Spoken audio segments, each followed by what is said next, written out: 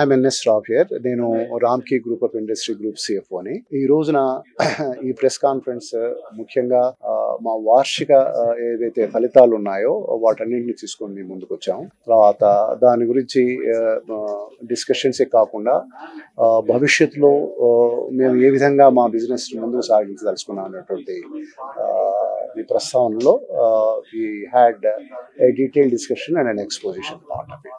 ఈ సంవత్సరంలో turnover was about 2033 crores అండి. ఇది ఒక 38% when compared to the last year పెరిగింది. అదే మీరు గ్రాస్ ప్రాఫిట్ అంటే ఎబిటా అంటారు దాన్ని, there is almost about 47% grow last year కి ఇప్పటికీ జరిగింది. ఆల్మోస్ట్ అబౌట్ 508 కోట్లు లాస్ట్ ఇయర్ లో 400 crores ఉండేది. నికర లాభం ప్రాఫిట్ ఆఫ్టర్ ట్యాక్స్ అంటారు 360 కోట్లు, అది చివరి సంవత్సరంలో 214 కోట్లు ఉండేది.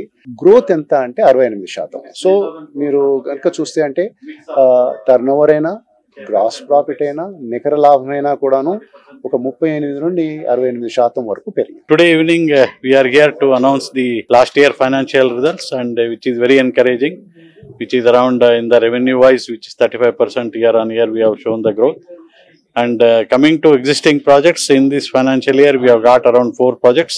2 projects from Tamil Nadu government, which is called as biomining project, and 2 from Power Grid, which is a power infrastructure project. In the current year, the existing running projects are 2 waste energy projects we are doing, and 1 in Devanar and 1 in Jawahar Nagar, which is around 20 megawatts. And apart from these 2, we are doing also at a couple of places sewage treatment plant in for GHMC, and 1 big water treatment we are doing in Calcutta. So these are our main projects which we are doing, currently executing the project. Thank you.